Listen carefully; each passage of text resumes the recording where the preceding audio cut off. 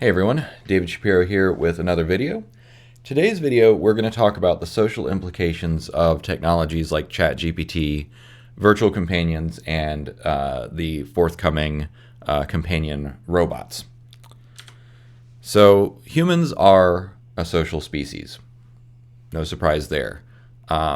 We are in the middle of a loneliness epidemic, which is perhaps one of the reasons why things like, virtual chatbot companions are on people's minds. Not everyone's minds, but some people. So first, let's talk about some examples, both real and fictional, just so that we're kind of oriented to what's going on. What are we talking about? What are some examples of how this could play out, how it has played out, so on and so forth.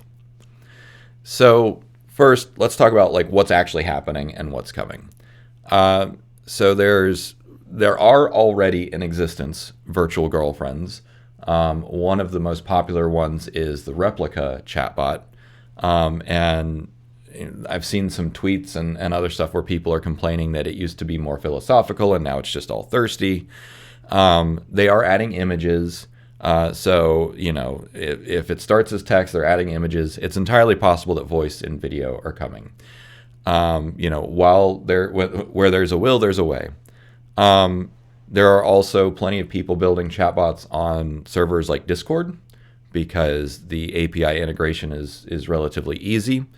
And so they are given like exotic personalities. They're based on anime characters, all sorts of stuff like that.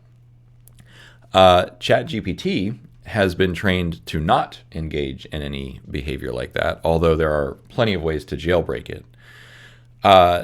And with large language models on the ascendancy, these chatbots are only going to get better, especially as open source large language models become more commonplace, which nobody has control over.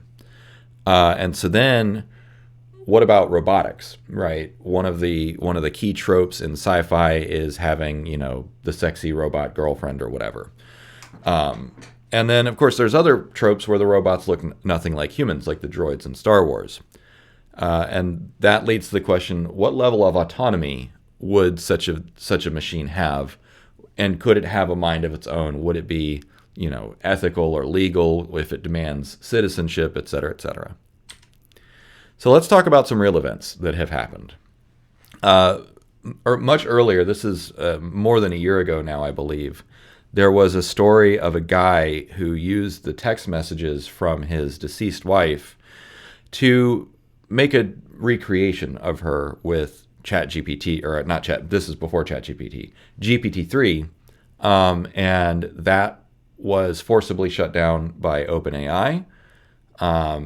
And that was a very early, like, whoa, this is real kind of question. As I already mentioned, there's also lots of chatbots on Discord. There's Replica. Then more recently, there was an interesting story of a guy who cheated on his wife with a virtual girlfriend, and it actually helped his marriage because he was able to talk through some things without judgment, and we'll get back to that in a minute. But all this is a lot like what was proposed in the movie, the 2013 Joaquin Phoenix and Scarlett Johansson movie, Her. And who wouldn't want, Scarlett Johansson as a girlfriend? And this is deeply problematic for a lot of reasons that we will get into, not the least of which is the consent of the actors. But even more so, there are personal issues and others. So these things are already starting to happen, and they're only going to get more commonplace as this technology ramps up and becomes more accessible. All right, so our first fictional example is Joy from Blade Runner 2049. She was a holographic girlfriend sold by a big tech company. She was designed to be patient and beautiful and unconditionally caring. Basically, male fantasy of the perfect girlfriend. And in the movie, she can even operate autonomously, often doing stuff while the main character is away at work, such as cooking, cleaning, planning meals together. And she even at one point hired a romantic aide, let's say, because she's a hologram and doesn't have a body. And it occurred to me while I was putting this together that like it's basically like a dog. Unconditional love, uncomplicated relationship, eager to please, very few personal needs, but Joie is much smarter than an average dog. And again, like who wouldn't want Anna de Armas, which is the actress here, as a girlfriend? She's adorable. But I don't think most humans, women or otherwise, would want to be compared to a dog, right? And so the kind of puppy love that this character expresses for the main character is very like, you know, male centric or egocentric, because you know anyone might want that kind of relationship. That being said, like we have dogs and we love dogs because they love us unconditionally. So while it could be problematic, it's also not necessarily it's not intrinsically problematic. But the very few personal needs is one thing that's kind of interesting. A counterexample from fiction is the Nestor Class 5 from I, Robot, of the Will Smith movie. So these are autonomous domestic service robots. They can perform any kind of labor independently. They're very dexterous. They're also dexterous enough to wield weapons, so that's problematic. They were also centrally controlled by an AI overlord called Vicky, which we'll talk about in just a moment. Boston Dynamics and Tesla are working basically on a real-life version of this. The Boston Dynamics Atlas is very athletic. It can do backflips and it can climb over things. It's actually more athletic than most humans now, which is really strange. And Tesla is working on their Tesla bot, which is a lot leaner than the Boston Dynamics one. But who knows? Anyways, Vicky was the AI overlord, virtual intelligence kinetic interface or something. And Vicky's goal in the movie was to maximize human safety, which led to the primary conflict, which allowed her to hijack all the Nestor Class 5s to basically try and take over humanity and protect humans from themselves. So maximize human safety is probably not a good objective function, but we also probably don't want to give the robots central control by an AI overlord. Maybe don't do that. Now, these are obviously robots. They're not sexy. They're not Anna de Armas. They're not Scarlett Johansson. They are basically like creepy looking Ken dolls. Now, that was a design choice made by the film directors because they are supposed to look creepy. So maybe don't do that either. Another example from fiction is Ava from Ex Machina.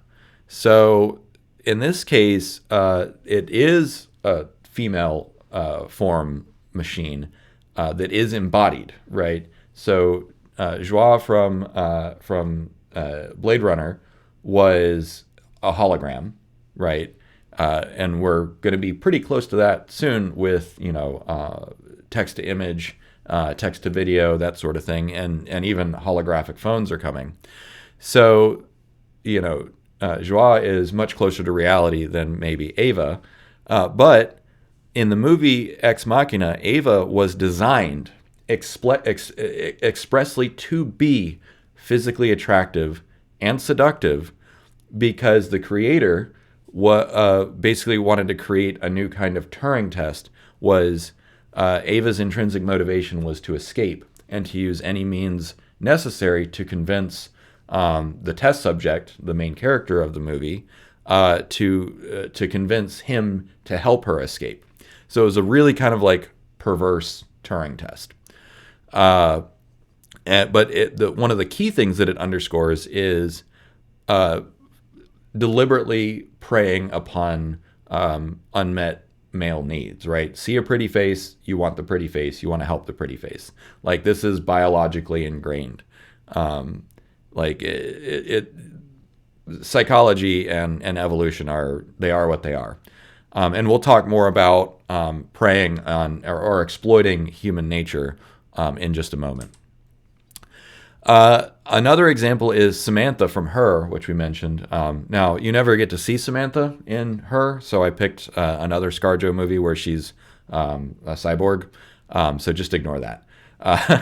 But voiced by Scarlett Johansson, and she pours in a lot of sultry moments, let's say, intimate moments into the movie Her. Um, so in this case, Samantha was designed to be an autonomous personal assistant.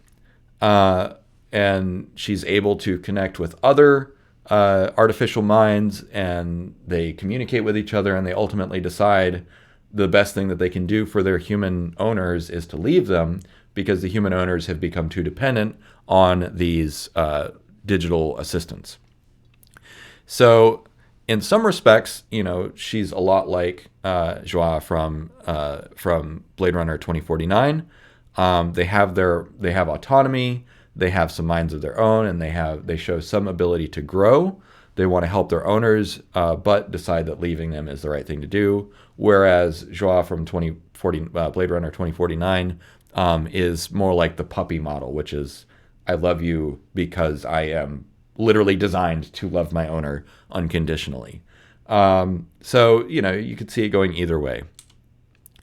All right, so what inferences can we take from these real and fictional examples?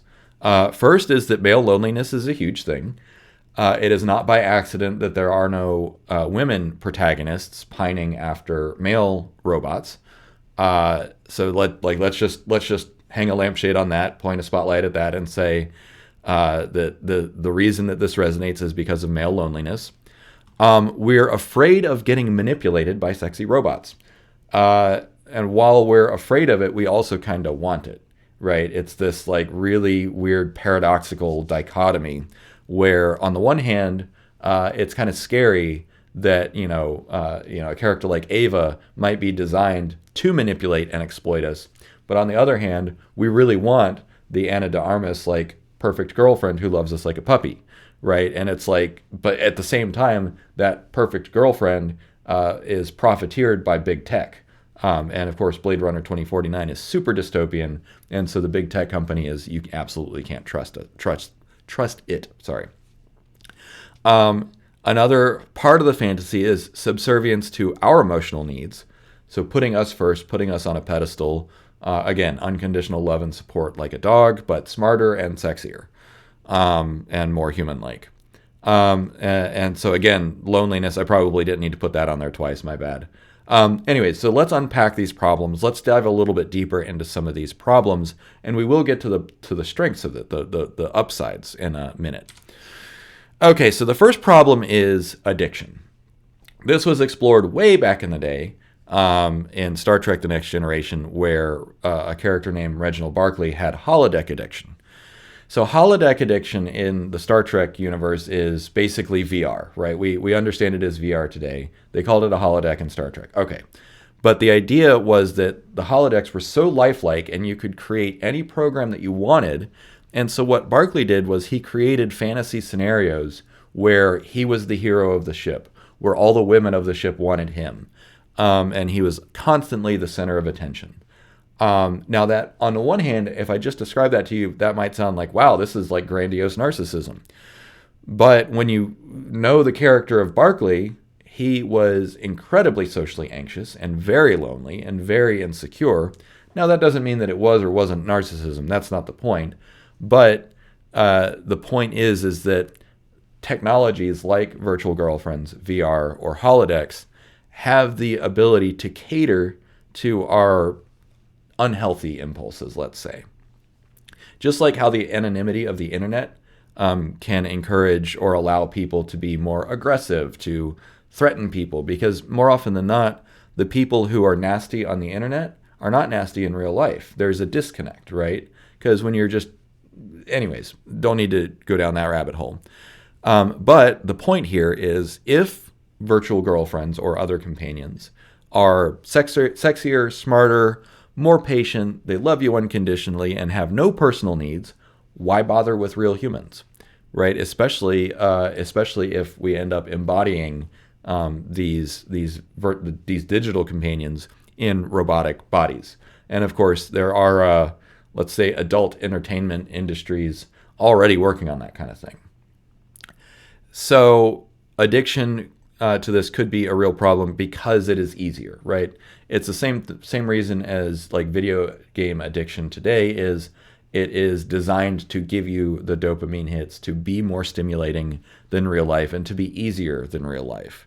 And so addiction could be a problem here.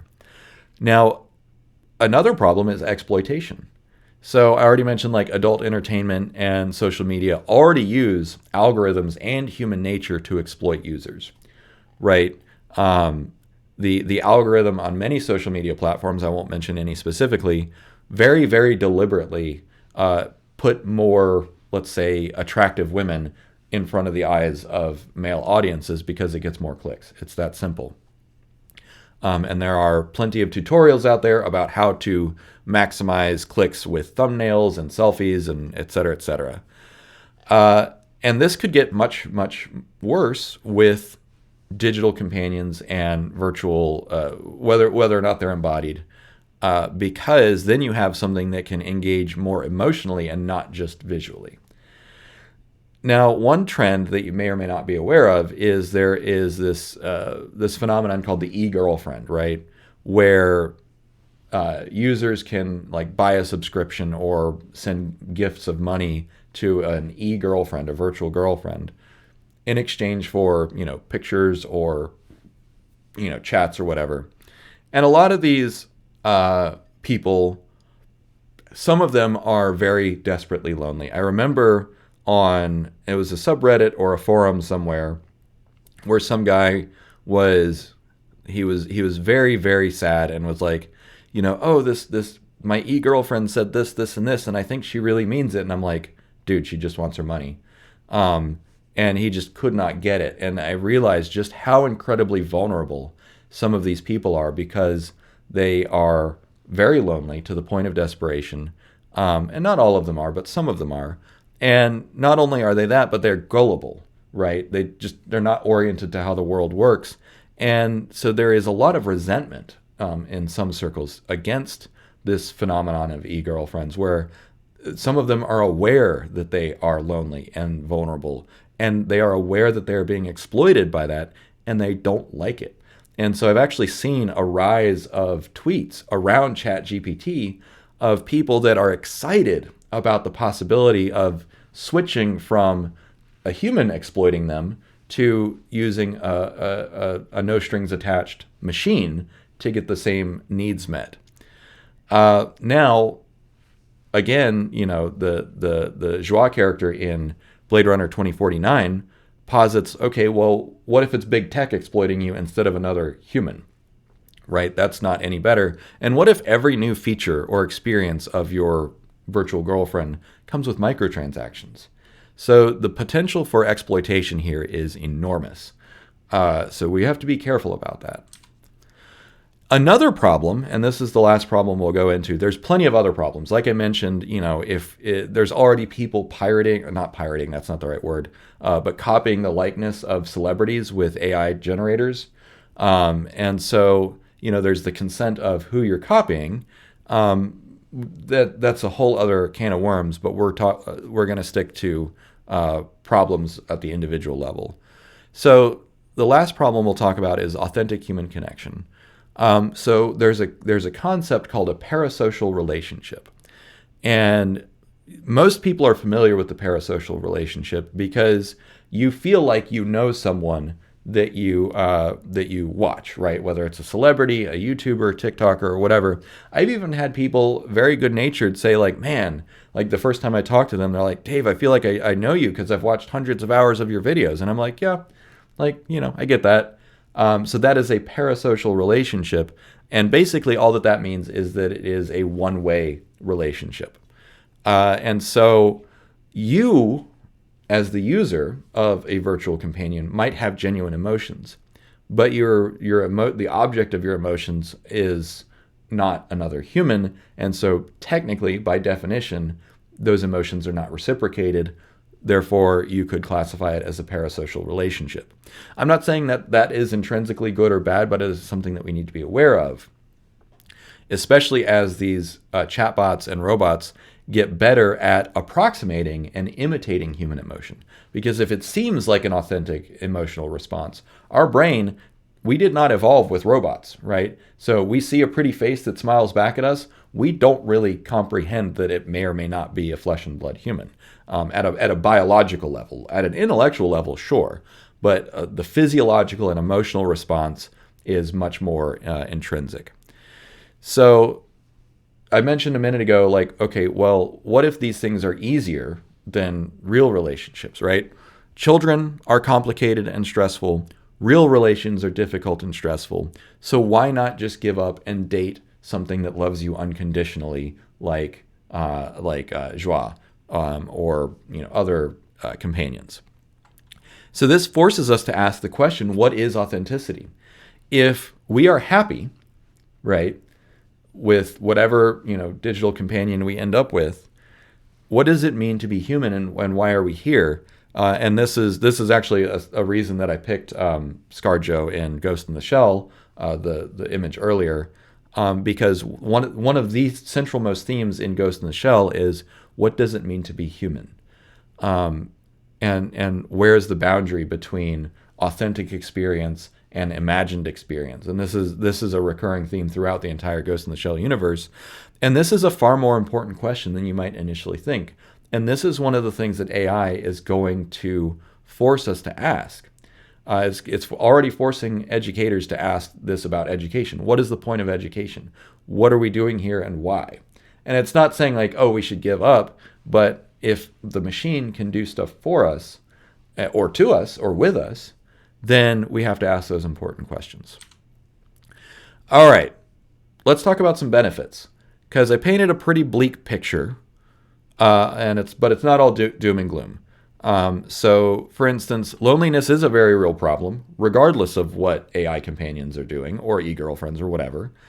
There are huge unmet intellectual, emotional, social, and other needs out there in society. And digital companions could help support us. So let's explore the benefits. So one of the first benefits of digital companions is a lack of judgment. So there have already been some studies and plenty of anecdotes about how it is easier for people to open up to a machine because they know that the logs can be deleted. They know that there's no judgment. There's not a human mind in there that is going to have an emotional reaction and make you feel shame or guilt or fear.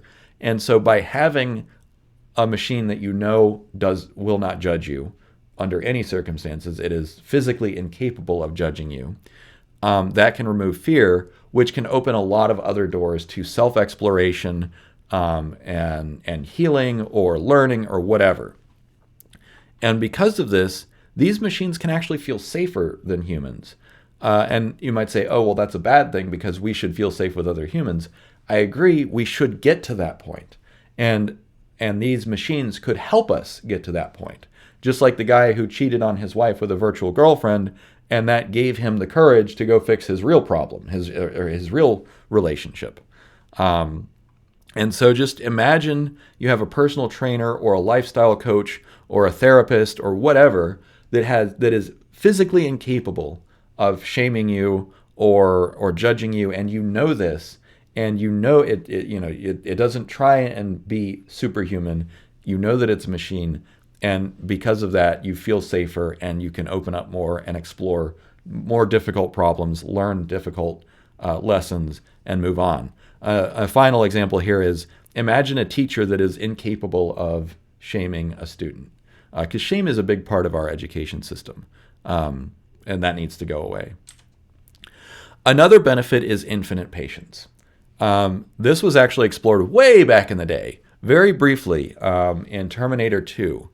There was a scene around the midpoint of Terminator 2 where Sarah Connor, the mom, the warrior mom, she has a voiceover, and she says something along the lines of, the machine, she was watching Arnold Schwarzenegger as the Terminator play with her on-screen child, and they were learning, they were bonding, and she said, the voiceover said, the machine would never lose patience with John, never be too tired or drunk, and would never hit him.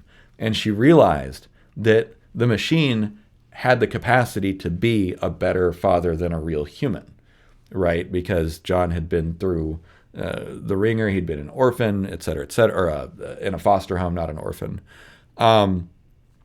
And so if a machine is designed to be infinitely patient, this is something that we could all benefit from. And I want to take a different angle than maybe you're thinking, because, everyone needs patience from time to time, right? We want our doctors to be patient. We need our therapists to be patient. We need our partners to be patient. We need our friends to be patient. We need our teachers to be patient. Patience is a virtue. Patience is absolutely a virtue, but we are humans and we have limits of our patience. But some people, children and adults, have special needs that require additional patience. So, for instance, I was a gifted kid, which there's a rising trend that says if you are a gifted kid, you are a special needs kid. And I really agree with that, because I was far and away the most curious person in any room, usually still am. And my information needs and emotional needs were very different from the people around me. And I could have really used a robot that had infinite patience to teach me everything that I wanted to know. And another thing to keep in mind is ableism. You might be able to say, hey, no, you need to form real human connections. But not everyone can form human connections as easily as you. And some people don't, some people have it harder than you, some people have it easier than you. But just keep in mind that the ability to form human connections is itself a spectrum, and not all of us have an easy job of it. It's not easy being different. And I don't need to talk about myself too much, but just keep in mind that that not everyone operates the same way that you do. And so having something that is infinitely patient could be a really huge benefit for people that do not have the same social capacities, whether it's anxiety or ASD or who knows, right? Whatever it is. Having patience is a virtue, and having machines that are designed to be patient could be very good for us. The last benefit we'll go over, and there's plenty of other benefits, but these are the top benefits, is having a super intelligent ally. Our lives are hard enough already. And I know that there are some people out there that say, well, if we make life too easy, then we don't learn anything. No matter how much technology we put into making our lives easier, there are still going to be hard moments, right?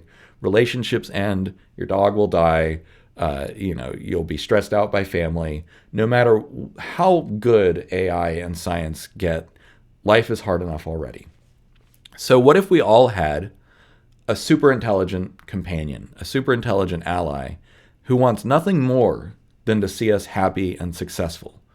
And I wrote an entire book on this about why, what goals we should give these machines and why. And a quick recap is those 3 goals are to reduce suffering, to increase prosperity, and to increase understanding. So if we have these companions that are super intelligent and are designed to want us to see us at our best, imagine how helpful that could be. They can help with chores and errands. They can help with help you to have a better diet, to get the exercise that you need, to help with childcare and child rearing. And I don't mean to raise your children for you, but to teach you how to be a better parent. They can help you by coaching you with relationships and connections, and can encourage you to make connections with real humans. And then finally, if you have this live-in assistant, it can really truly understand you and your family and your individual needs. So this is more of the utopian outcome, right? This is what we're looking for, what the benefits would be. So here's some conclusions that I came to. On balance, I think that the pros drastically outweigh the cons. That being said, all technologies are a double-edged sword. The more powerful a technology is, the more rife it is for abuse and exploitation. As we talked about earlier, the potential for exploitation and abuse here is very high. At the same time, the potential upside is also very high. So we are going to have to be very careful with how we develop, test, and regulate these technologies, because the picture that I painted is really great, but we need to make sure that we also don't harm people in the meantime, or allow companies to harm people. I think that this stuff is going to happen no matter what, just because the willpower is there, and the financial incentive is there for someone who can figure it out. And the payoff is just too great. So it's going to happen. And as I mentioned, I have written a couple books on these topics. One is Benevolent by Design, which is how do you create a machine that is benevolent, that is intrinsically benevolent. Another one is Natural Language Cognitive Architecture, which was my first book exploring how to create a digital mind with these large language models. And then more recently, I wrote Symphony of Thought, which is a deeper dive into creating, I'm not going to say lifelike cognitive architectures, but more dynamic, let's say, thinking machines. And then finally, I wrote a book called Post-Nihilism, which talks about how we all need to move away from an abandonment model to one of belonging. Okay, so with all that being said, thanks for watching, and keep your mind open and keep asking questions. So thank you for watching, and I'll see you next time.